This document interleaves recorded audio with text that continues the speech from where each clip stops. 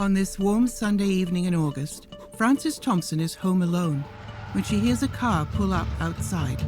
She isn't expecting any company. But when longtime friend Dean Frank shows up out of the blue, Frances fears for her life.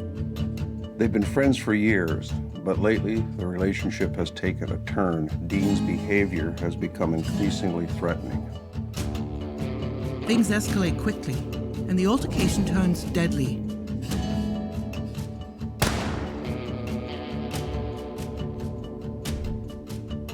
It's an hour that you have to be at your best behavior as a police officer. You've got to be alert, you have to investigate, and you have to play self-defense at the same time.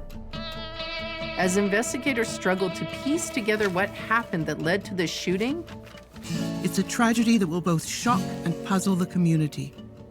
And only by understanding the events in this key hour of the murder does the truth really come to light.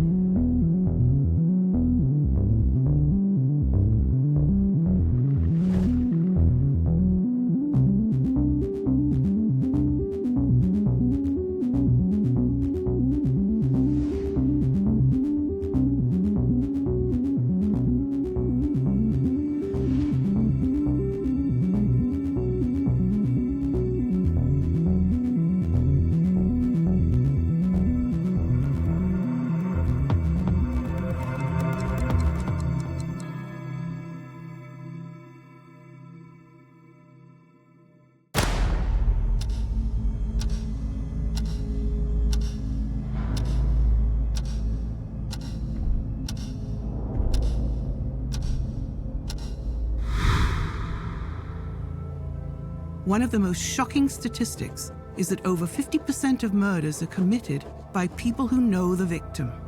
And of those, half are in a familial or intimate relationship. It's enough to make you wonder, who do you know that is capable of such a horrendous act? When it comes to Frances Thompson, a widow with a bent toward activism and animal rights, killer seems like a moniker that shouldn't stick. But as authorities step through a key hour in this case, the murder of her friend and companion, Dean Frank, and the circumstances surrounding their relationship brings the crime into focus. The Thompsons' farm is located 20 miles northwest of the small village of Verdigre, Nebraska, in Knox County. It's a remote area, surrounded on all sides by farmland. Verdigre is a 2-hour drive from the capital, Lincoln, Nebraska. It's an isolated village of only 555 people. It boasts a high Czech population, and as the Koláš capital of the world, embraces its Czech origins by hosting a festival every June to celebrate the fruity Koláš pastry. Knox County is in northeast Nebraska. The northern border is the Missouri River, which up here is a little over a mile wide, mostly an agricultural area. We have a lot of tourism because of the river and the state parks.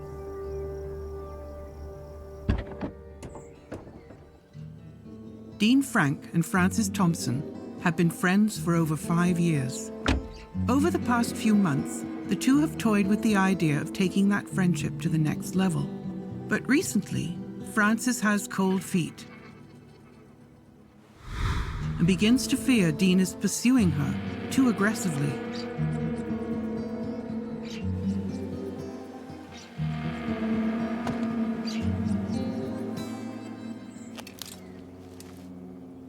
In 1985, Frances Thompson moves in with her mother and son into a farmhouse 20 miles northwest of Verdigre after her husband dies in a construction accident. It's a chance for Frances and her teenage son to start over. Frances meets Dean Frank, a man a few years older than her who used to be a farmer and is living in Atkinson, a few hours away.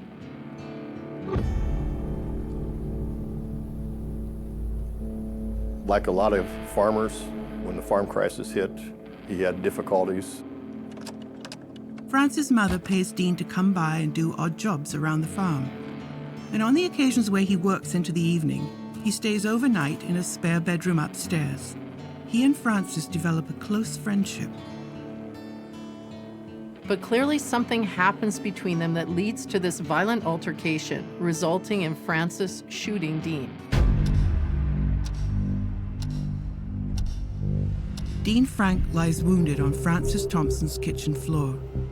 As he bleeds out, Frances calls 911. She tells the operator that she shot Dean in self-defense, claiming that he threatened her. He came in, he lunged at her and said, "I'm going to kill you," or something to that effect, and she shot him. Time is of the essence as officers make their way to the farmhouse, hoping to arrive in time to save Dean's life. The clock is ticking as Dean Frank oozes blood. Not long after Frances moves onto the farm, she buys a pig and names him Arthur. She was, I guess you would say, an animal rights activist in a small way. She was active in some of the political things. She was against a proposed chicken farm by Bloomfield.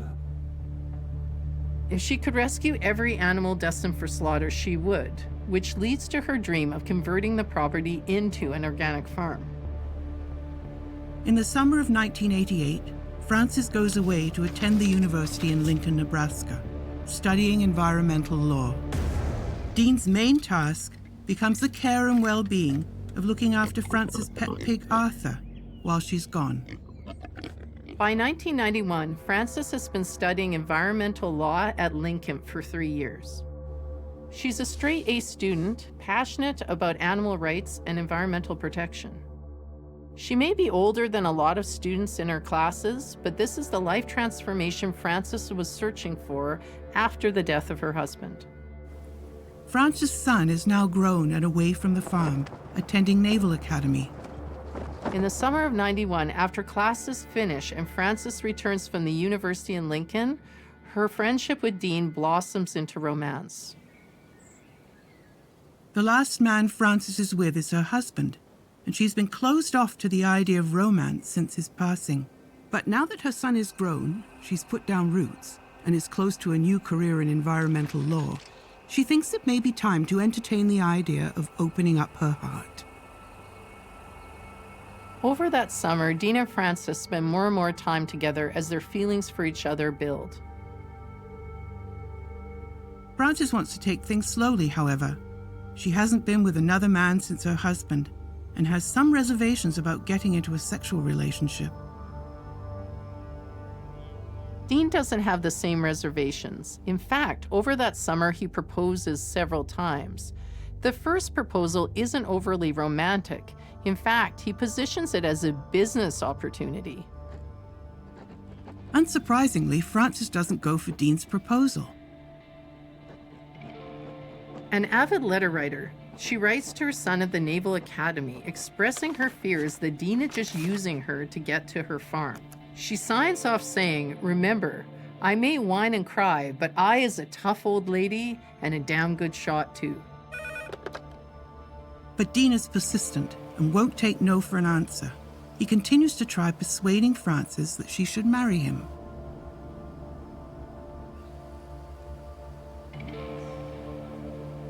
As the tenor of Dean's activities become more threatening, she contacts the local sheriff and advises him that she is getting phone calls from him that are threatening.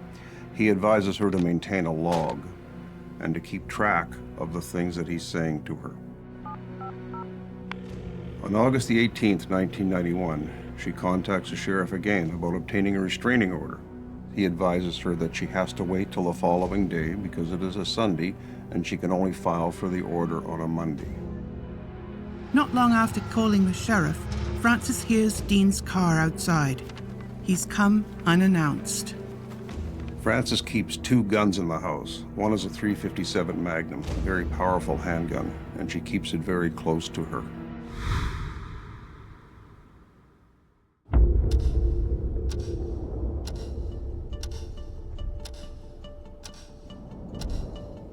Francis Thompson's farm is located 20 miles northwest of the small village of Verdigre, Nebraska, in Knox County. Moving to the farm is the chance for Frances and her son to start over after the death of her husband. Though Frances isn't a farmer, she befriends Dean Frank, a local man who's been affected by the farming crisis of the 80s. Over the next few years, the friendship between Dean and Frances deepens, and in the summer of 1991, they begin a romantic courtship.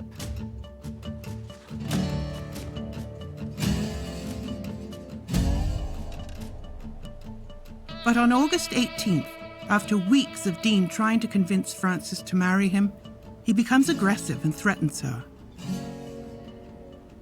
Frances warns Dean. When he doesn't back down, she opens fire.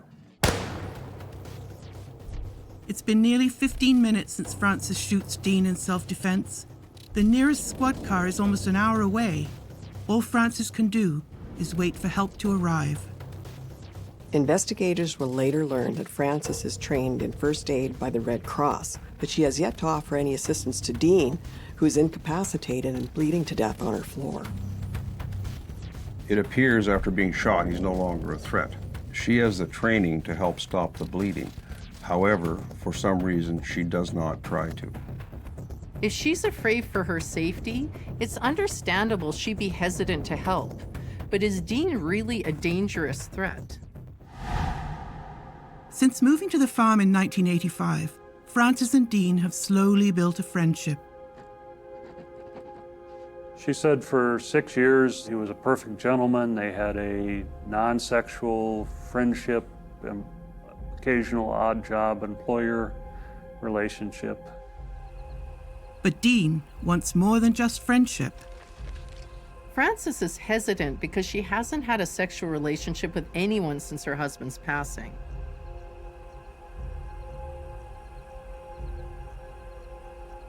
The following week, Frances writes to Dean saying that she has some concerns. Dean has had other partners in the past, and before she feels safe entering into a sexual relationship with him, she'd like them both to be tested for STIs and AIDS. On July 3rd, 1991, Dean and Frances jointly visit a physician in Verdigre to get tested. She also would write letters saying that she was very much of two minds about whether or not to resume a sexual relationship with a man. On July 12th, Frances visits Dean at his trailer to deliver the results. The test came back negative. They spend the next 3 nights in his trailer. After Frances returns home, she writes Dean a letter. She says in her letter, "I put way too much energy into antagonizing about letting sex back into my life. Guess it ain't for you, but for me, it was the biggest change in lifestyle imaginable." Presumably, Dean isn't taking the new direction of their relationship as seriously as Frances. About a week later, on January 22nd, Frances calls Dean and tells him that for their relationship to work, she needs to meet his ex-wife and children.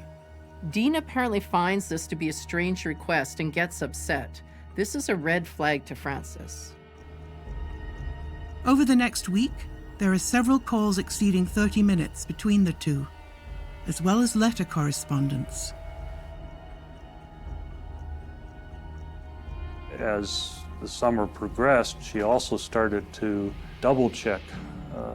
She contacted Dean's ex-girlfriend in O'Neill, wanted to know about Dean as a boyfriend. She contacted the ex-wife who would have had Dean's 4 children, and contacted her several times, at least twice, about Dean as a boyfriend.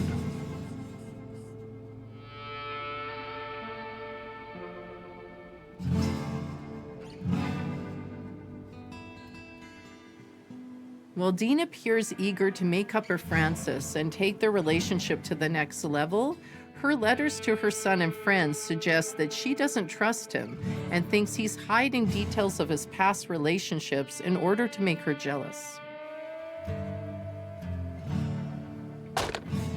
She said that he grew interested in having a sexual relationship with her and talked about marriage, that he would quit his job and work on the farm with her, and that they could do organic farming, which was coming into vogue back in that period of time. Frances is suspicious that Dean has ulterior motives, that if he really cared about her and not just her farm, he'd open up about his past instead of feeding her jealousy. Over the next few days, Frances sees a change in Dean. He's exhibiting strange behavior, and she's worried about her safety and brushes up on her firearm skills. She had actually purchased ammunition from the local hardware store 3 times. She had taken training to become a private investigator and a security guard. The investigation showed that she had a couple guns, but 2 guns were seized during the investigation, a .357 Magnum and I believe a .25 Auto, Beretta .25 Auto. If I remember right, the investigation actually showed that at times Fran would keep those guns in a safety deposit box at the local bank.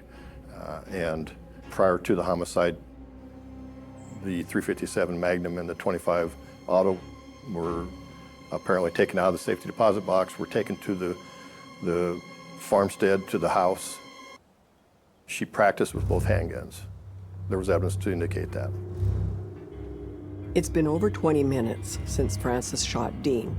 He's lost a lot of blood, and by now the pain would be excruciating. He's still conscious. Bullet wounds to the abdomen can cause a great deal of pain. There's the initial tearing of the tissue as the bullet enters the abdominal cavity, but also if a bowel is punctured, there can be immense pressure and abdominal distension, as well as a lot of bleeding and possibly a huge clot that provides extra pressure and even more intense pain. I'm holding in my hands a .357 Magnum shell. This is a .22 caliber shell. In the police world, this is considered a people stopper. This is considered a very light caliber bullet, incapable of doing much damage unless it hits you in a vital organ. This travels out of the barrel at 1,450 feet per second, this one around 1,000. So the comparison for civilian terms would be being hit with a tennis ball on the forehead at 100 miles an hour. You're going to survive. Getting hit with this is like getting hit with a baseball at 100 miles an hour. You are not going to recover. As officers race to the crime scene, they're aware of how much time has passed. They don't know yet the severity of Dean's wounds, but they do know that they still have many miles to go before they reach him. And the question of whether or not he'll still be alive by the time they get there is anyone's guess.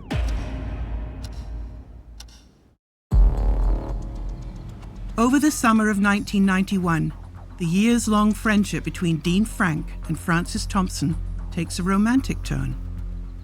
Dean proposes to Frances several times, but she wants to take things slow. After Dean refuses to introduce Frances to his ex and his children, she grows suspicious and pulls away.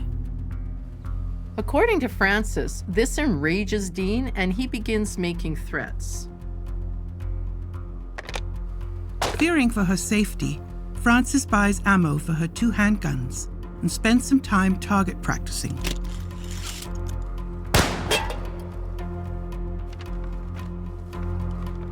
And on August 18th, things escalate when Dean comes over unannounced and utters threats. According to Frances, she warns Dean to back off. When he doesn't, she shoots him. It's been minutes since Dean was shot. He moans in pain, unable to move. Feeling sympathy for him, Frances places a cushion under his head to make him more comfortable. Given his injuries, it's unlikely that he poses any threat to Frances. Why she doesn't help him, she's under stress, shock. It's unknown why she doesn't try to help him. It's an extremely traumatic situation. What happened between these two that led to this violent encounter? Not long ago, they were considering marriage, and now Dean lies dying on her floor. Over the past week, the calls from Dean became increasingly threatening. She adds that on August the 5th, she had spoken to Doris Fisher, Dean's ex-girlfriend. who advised her that at one point in their relationship, he had been drunk, threatened her, and was apparently telling her he was going to slit her throat. This made her think that it was time to end the relationship with Dean and to protect herself. A few days after this phone call, she finds Dean on the property, fixing Arthur the pig's irrigation pipe.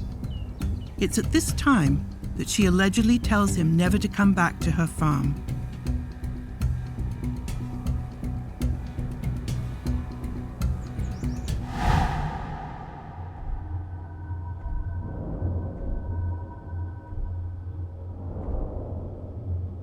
In the present hour, the situation is dire. It's hard to understand why things have unfolded the way they have. But now Dean is lying on the floor, bleeding out quickly. Everybody's different, and everybody has a different tolerance for trauma. If someone's bleeding out in close proximity, a witness might jump in to help, they might run for help, they might sit there and panic. You don't know until you're in the situation. But then something unexpected allegedly occurs. Dean uses his energy to communicate with authorities, even if he cannot speak for himself. If someone's been shot, particularly with a higher caliber bullet, it's not like in the movies. People feel pain, they become incapacitated. You'd have to be quite a powerful person that was already in fight or flight mode to be able to move after being shot, especially in the abdomen 3 times. Meanwhile, authorities continue traveling toward the shooting, aware of the time and distance to get there. It can be stressful. It's an unknown, like you have no idea what you're getting into in most 911 calls, except in an urban setting, you know there's support nearby. When you're on your own going out into a rural area, you have to have your wits about you. And usually in a rural setting, there's darkness, there's lack of lighting, there's unknown surroundings. You're not familiar with the area because you don't patrol it all the time. Whereas in an urban setting, I'm going to 55 First Street. I know that area. I've been there all my life. I go to a rural setting 40 miles away. I may never have been to this place. I don't know who's there. I don't know what's there. For the police officer, the next thing is backup. Do I have people coming to help? Because you're traveling far away from your headquarters or your office. Plus, you don't know the services you need when you get there. Do you need forensic backup? Do you need medical backup? Do you need fire? You don't know what you're getting into, and you're always the first one on the scene. It has been almost 30 minutes since Francis shot Dean. He is still alive, but losing blood quickly. Francis remains on edge. Perhaps she still views Dean as a threat to her, or she fears something else. This is a real traumatic hour for Dean and Francis. He's been shot. The clock is ticking within this hour. She doesn't know if he's going to live or die before the police get there, which requires her to make another decision within that hour. Dean may die from the initial shots, but she can't take that chance. He may talk to the police when they arrive. So she now has to make a very difficult decision. This decision would ultimately be the key to solving what happened before the police arrived.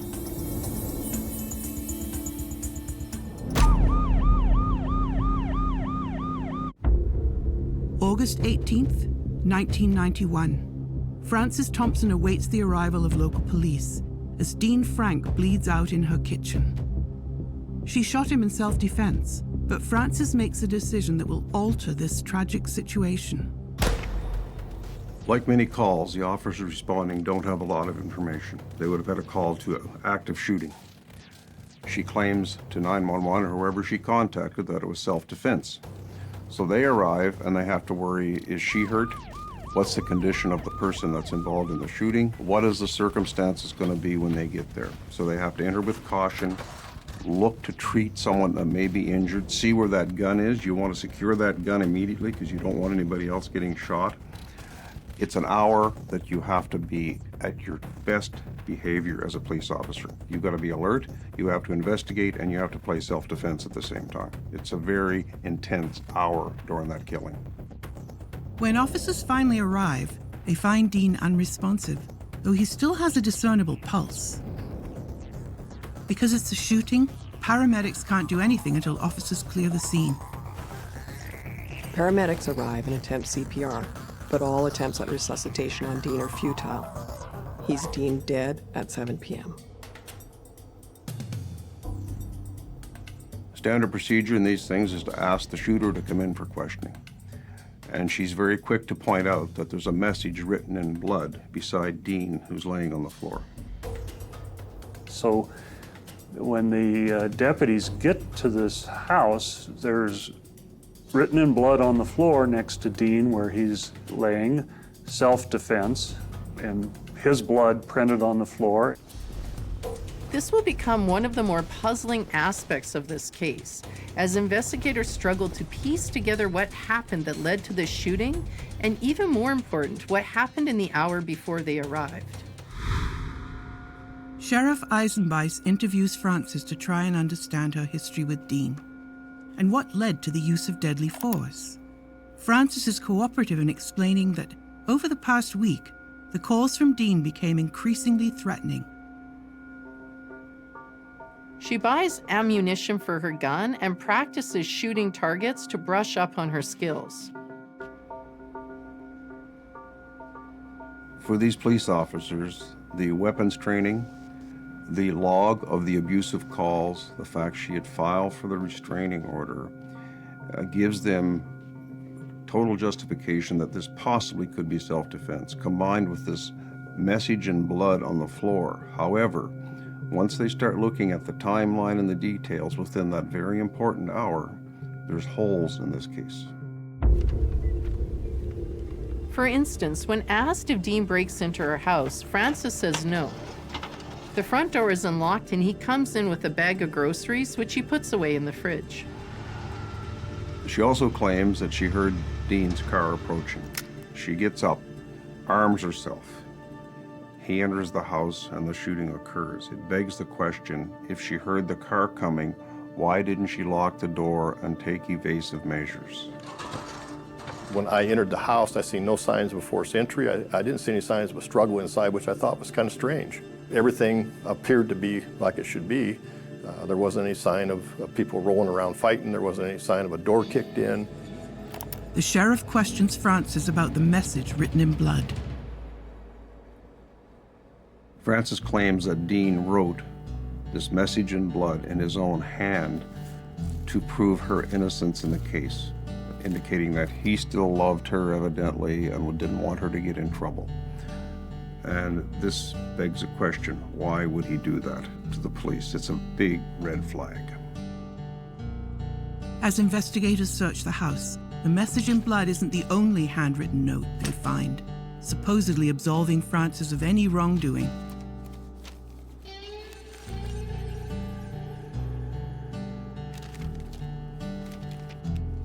They find a note written in pencil with the words, "I love Fran, self-defense, and I love you." There was some writing in blood. All I could make out at the time was the word self was wrote in blood on the floor, and there was some hand-scribbled type messages on paper, something to the effect of self-defense, or it was very poorly spelled, hard to read. This is all very strange, and one can't help but wonder, did Frances write this herself? She could be concerned that her story about Dean's threatening calls and supposed aggressive movement towards her are not enough to convince a jury, so she writes these messages. If the shooting is justified, she still has a lot of time to sit with her thoughts while she waits for help to arrive. Up until recently, she and Dean have been close. It's not hard to imagine that she probably starts regretting her actions. After all, she can hear Dean dying just a few feet away. The crime scene evidence would suggest that Dean never wrote the message in blood. There was no blood on his left hand or left fingers at all. This becomes very important later on. as these are written with a right-hand lean and he is left-handed. Whether or not Francis wrote the message in blood isn't the only detail troubling investigators. There are other elements of the case that aren't adding up. For whatever reason, in her statement to the sheriff, Francis claims that Dean was crawling around on the floor. But evidence at the scene clearly shows that the blood is contained to the one area where Dean was shot and went down. Dean's been shot 3 times with a .357 Magnum. He's extremely injured, so why does Fran tell the police a different version of the events? As puzzling as the inconsistencies, or perhaps the outright fabrications in Francis's testimony are, they're nothing compared to what the autopsy is about to reveal. Francis tells the sheriff that when Dean refused to heed her warnings, she shot him 3 times in rapid succession in the abdomen. The medical examiner confirms that Dean is shot 3 times, but only once from the front. The other 2 shots were inflicted from behind.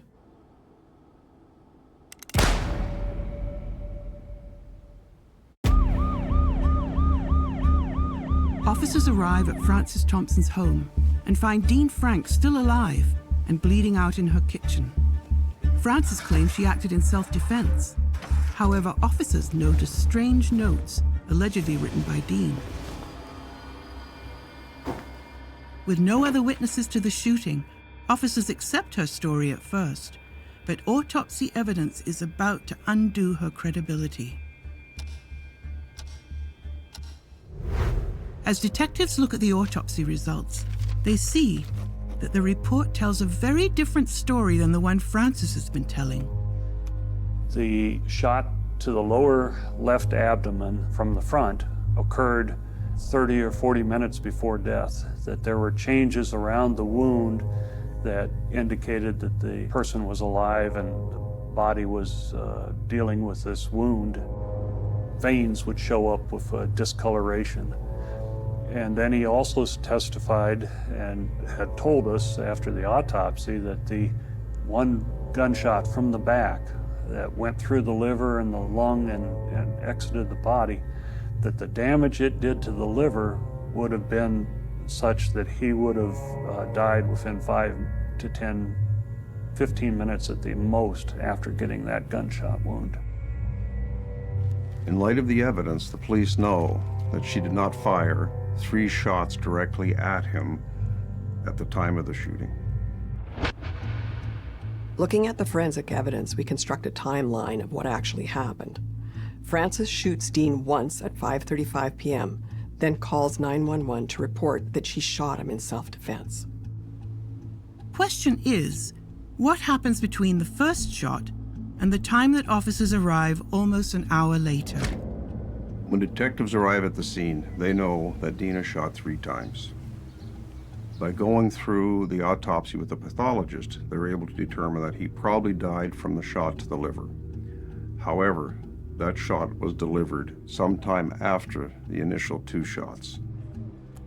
This now requires law enforcement officers to go back and recreate a timeline from the time of the 911 call. The shooting was reported. When did this 3rd shot take place? Officers now have to operate under the assumption that Francis has been lying to them and that her version of events can't be trusted. What likely happens is that when Dean arrives with the groceries, since the door was unlocked and Francis was armed, she was probably expecting him. It wasn't a surprise visit like she claimed because she was ready for a confrontation. He's putting groceries in the fridge when she calls to him. Once he turns around, she shoots him once. Dean goes down, totally incapacitated by the gunshot, and Francis calls 911, claiming she shot him in self-defense.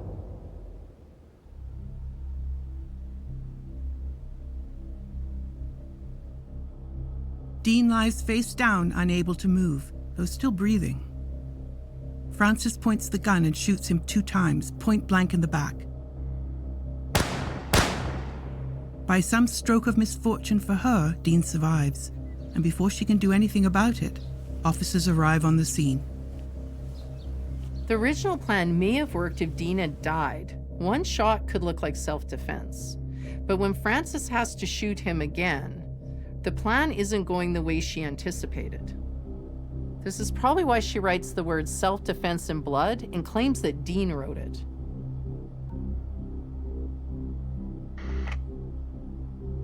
As you can imagine, there's a lot of excitement. And I don't mean excitement in a we're happy type excitement. It's just there's a lot of going on. You're going from almost like 20 miles an hour to 150 miles an hour, like that. So the scene is secure, everything is going on. It's obvious Dean Frank has been shot. It's obvious he's getting treatment. When I entered the house, I see no signs of forced entry. I didn't see any signs of a struggle inside, which I thought was kind of strange.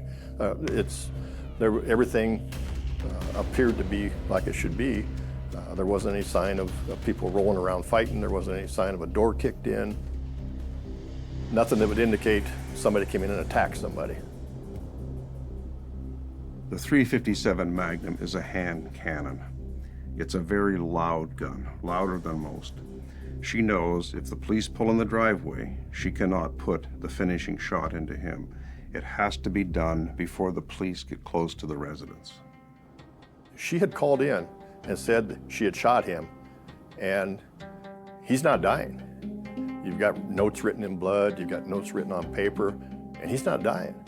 And it's reasonable to believe she heard sirens from the rescue squad, and he's not dying.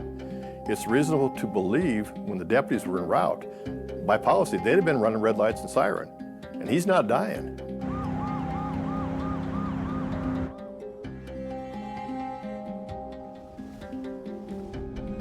We also had a couple boys playing golf who'd heard some shots, and the shots were very, very spaced out.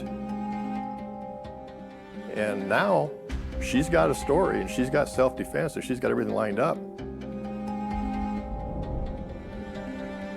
And so there is a shot that's fired that had to be the last shot. He's got 3 holes in him, three rounds that went through him. 3 rounds are in the floor.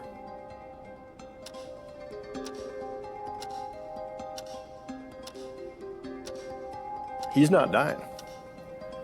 We know if he was shot in front of an emergency room door and wheeled in the emergency room, the pathologist, the expert would have testified, he's not going to live more than 5 to 7 minutes.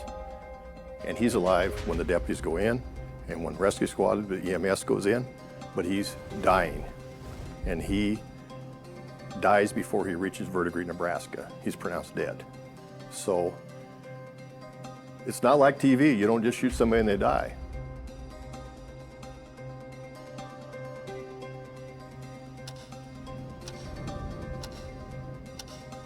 Frances shoots Dean 3 times, hoping that by the time help arrives, he'll be gone.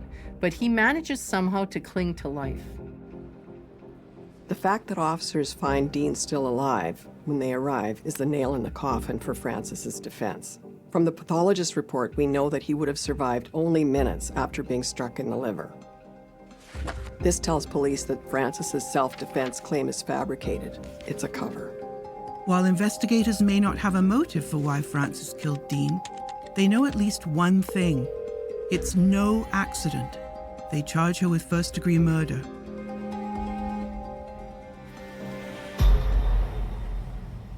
The community is shocked to find out that animal-loving environmentalist Frances Thompson is being charged with first-degree murder. Her defense team is hoping that they can use her history and standing in the community to make her seem sympathetic. On the other hand, they set out to make Dean seem like a man with a history of threatening behavior. They enter into evidence the letters that Frances wrote describing her fear of Dean and his increasingly threatening phone calls. Her lawyers attempt to dissuade the jury of any notion that Frances is jealous and wants to keep Dean. In a letter where Frances alludes to being jealous and in love with Dean, the defense claims that Frances only means she loves him as a friend, and that when she says jealous, what she really means is disgusted. They paint a picture that Dean is the one obsessed with Fran. She has no romantic interest in him whatsoever. He's pursuing her, threatening to cause harm which gives her the justification for the self-defense motive that she has come up with. However, the facts paint a completely different picture. Whatever claims the defense makes, they're contradicted by the actual evidence in this case. Even the threatening phone calls are only alleged. Frances has no audio recordings or other proof that Dean actually made these phone calls. Frances has painted herself as the victim, but the truth is she shot her friend, and while he was dying mere feet from her, she shot him 2 more times. It was an event that doesn't happen a lot in Knox County as far as trials go and stuff, and so it was a long drawn-out trial.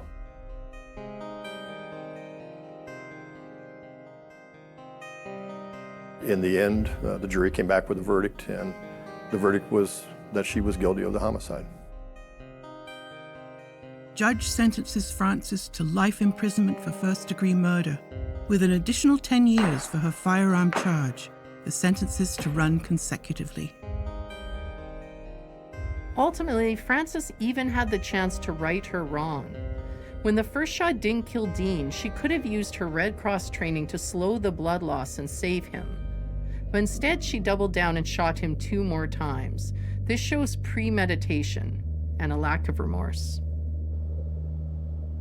The community of Verdigre and surrounding Knox County is shocked by the trial and the outcome. In this case, a person that moved to the community murdered a person born and raised in the community, and of course that rocks people too. You know, somebody you see every day, now they're dead, now they're murdered. The person that they were with a lot is accused of that murder, and in a small community, it's hard. It's hard to understand this crime because the motive really isn't clear. What did Frances stand to gain? Here's someone, a straight-A student, pursuing her passion in environmental studies. Why did she throw it all away?